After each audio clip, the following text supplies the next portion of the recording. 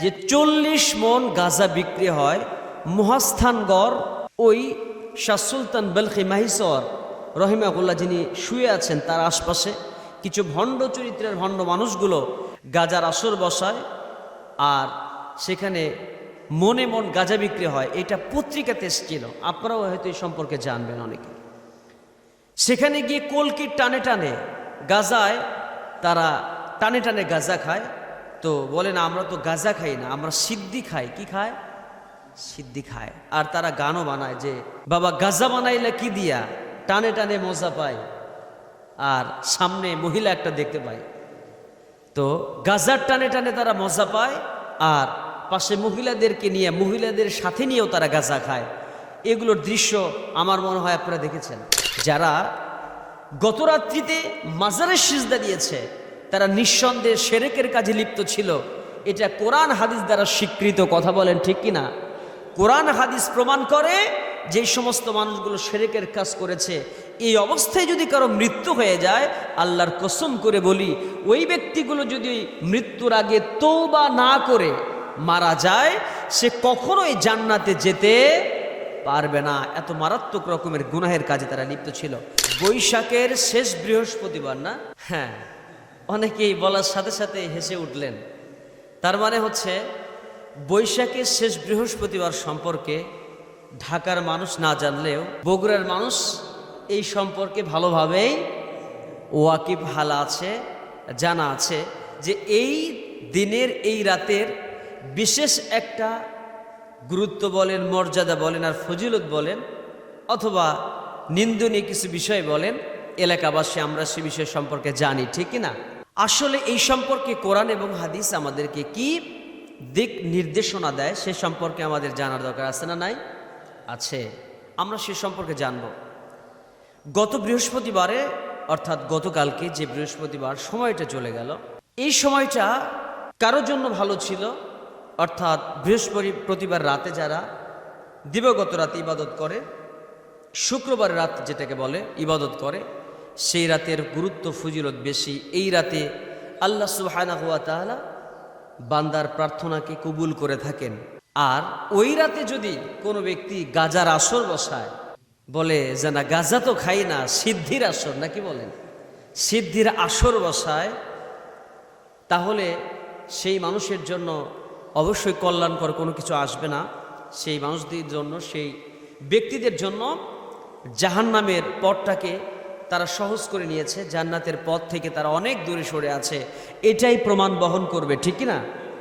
প্রিয় হাজিরিন, সম্প্রতি আমাদের সমাজে যে ঘটে যাচ্ছে, হাজার হাজার লক্ষ লক্ষ টাকা কারো মুরগি, কারো গরু, কারো ছাগল নিয়ে যে পীরের দরবারে বা বিভিন্ন ওরসের নাম করে বিভিন্ন মাজারে যায়, মাজার পূজা করে, মাজার পূজারীদের অন্তর্ভুক্ত হয়ে যারা সাধারণ জনগণ নিজেদেরকে জাহান্নামের দিকে নিয়ে যাচ্ছেন, তারা জানছেন না, তারা বুঝতেই পারছেন না যে আসলে এটা সঠিক পথ কিনা। এজন্য ওলামা একরামের দায়িত্ব হচ্ছে রাস্তা চিনিয়ে দেয়া, যে কোনটা সঠিক রাস্তা কোনটা ভুল রাস্তা। এই রাস্তা চেনানোর দায়িত্ব ওলামা একরামের আছে না নাই? আছে। যারা কোরআন হাদিস নিয়ে গবেষণা করেন সে সমস্ত ব্যক্তিদেরই দায়িত্ব আছে। সেই দায়িত্ববোধ থেকে আমাদেরকে জানতে হবে, আর আপনাদেরকে জানতে হবে, আমাদেরকে জানিয়ে দিতে হবে। সেই দিন গত বেশ কিছু আগে আমি পত্রিকায় পড়েছিলাম যে 40 মন গাঁজা বিক্রি হয় মহাস্থানগড় ওই শাহ সুলতান বলখি মাহিসর রহিমাহুল্লাহ যিনি শুয়ে আছেন তার আশপাশে কিছু ভণ্ড চরিত্রের ভণ্ড মানুষগুলো গাঁজার আসর বসায় আর সেখানে মনে মন গাঁজা বিক্রি হয়। এটা পত্রিকাতে এসেছিল, আপনারাও হয়তো এই সম্পর্কে জানবেন অনেকে। সেখানে গিয়ে কলকির টানে টানে গাঁজায় তারা টানে টানে গাঁজা খায়। তো বলে না আমরা তো গাঁজা খাই না, আমরা সিদ্ধি খাই। কি খায়? সিদ্ধি খায়। আর তারা গানও বানায় যে বাবা গাঁজা বানাইলে কি দিয়া টানে টানে মজা পায়। আর সামনে মহিলা একটা দেখতে পায়, তো গাঁজার টানে টানে তারা মজা পায় আর পাশে মহিলাদেরকে নিয়ে মহিলাদের সাথে নিয়েও তারা গাঁজা খায়। এগুলোর দৃশ্য আমার মনে হয় আপনারা দেখেছেন, এবং আমারও দেখার দুর্ভাগ্য হয়েছিল। এটাকে সৌভাগ্য বলা যাবে না, দেখার কি হয়েছিল, দুর্ভাগ্য হয়েছিল এই সময় না, আজ থেকে প্রায় 25 বছর আগে আমি যখন স্টুডেন্ট ছিলাম, ওই সময়ে 7-8-এ পড়ি, তখন আমি আমার কোনো এক বন্ধুদের সাথে দেখার জন্য গিয়েছিলাম। তো তখন সেই দৃশ্যগুলো আমার চোখেও এসেছিল। তো সেখানে যে কাজগুলো হয়, একদিকে যেমন গাজার আসর বসে এবং পাশাপাশি তাদের শেকল পড়া, সারা শরীরে তালা ঝোলানো, শেকল ঝোলানো, বিভিন্ন দৃশ্য আমরা দেখতে পাই। তারা পাশাপাশি মাজারকে শাহ সুলতান বলখি মাহিসর রহিমাহুল্লাহ এর মাজারের পাশে গিয়ে তারা সিজদা পর্যন্ত দেয়। এই ধরনের নিকৃষ্ট কাজ আমরা দেখতে পাই, ঠিক কিনা? এই যে কার্যক্রমগুলো হয়, এই সম্পর্কে কোরআন কি বলে, হাদিস কি বলে, শুনুন। আল্লাহ সুবহানাহু ওয়া তাআলা কোরআনুল কারীমের ভিতরে সূরা লুকমানের ভিতরে সুন্দর করে জানিয়ে দিয়েছেন শিরক সম্পর্কে। কোরআনুল কারীমের আয়াত নাজিল করলেন, ইয ক্বালা লুকমানু লিবনিহি ওয়া হুয়া ইয়াইযুহু ইয়া বুনাইয়া লা তুশরিক বিল্লাহ ইন্নাশ শিরকা লাযুলমুন আযীম। জোরে জোরে বলি আল্লাহু আকবার। হযরত লোকমান যখন সন্তানকে বললেন, ইদ ক্বালা মানে যখন তিনি বললেন, লোকমান বললেন লিবনিহি তার কলিজার টুকরা সন্তানকে, ওয়া হুয়া ইয়াইযুহু উপদেশের ছলে বললেন, ও কলিজার টুকরা মানিক, লা তুশরিক বিল্লাহ আল্লাহর সঙ্গে তুমি শিরক করবা না।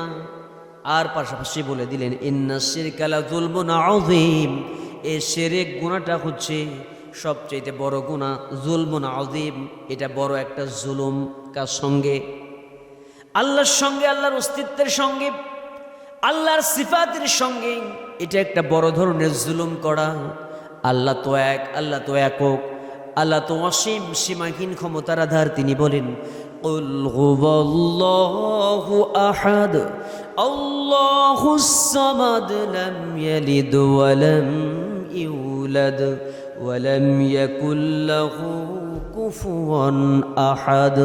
জোরে বলি আল্লাহু আকবার। হযরত লোকমান তার সন্তানকে বলছেন, শিরক করো না। আর শিরকটা কি বড় ধরনের একটা জুলুম, যুলমান আযীম বলা হয়েছে। আর এই জুলুম যারা করবে সে সমস্ত জালেমদেরকে আল্লাহ জাহান্নামে দিয়ে দেবে। যারা গত রাত্রিতে মাজারের সিজদা দিয়েছে তারা নিঃসন্দেহে শিরকের কাজে লিপ্ত ছিল। এটা কোরআন হাদিস দ্বারা স্বীকৃত, কথা বলেন ঠিক কিনা? কোরআন হাদিস প্রমাণ করে যে সমস্ত মানুষগুলো শিরকের কাজ করেছে, এই অবস্থায় যদি কারো মৃত্যু হয়ে যায়, আল্লাহর কসম করে বলি, ওই ব্যক্তিগুলো যদি মৃত্যুর আগে তওবা না করে মারা যায়, সে কখনোই জান্নাতে যেতে পারবে না। এত মারাত্মক রকমের গুনাহের কাজে তারা লিপ্ত ছিল। এই জন্য প্রিয় ভাই আমার, আমরা এই সম্পর্কে সচেতন হই। আর এই ধরনের শিরকের কাজ যে সমাজে বেশি হবে, সেই সমাজে আল্লাহ তাআলা আসমান থেকে গজব নাজিল করবেন। সেই সমাজে আল্লাহ রাব্বুল আলামিনের পক্ষ থেকে রহমত বরকত নাজিল হবে না।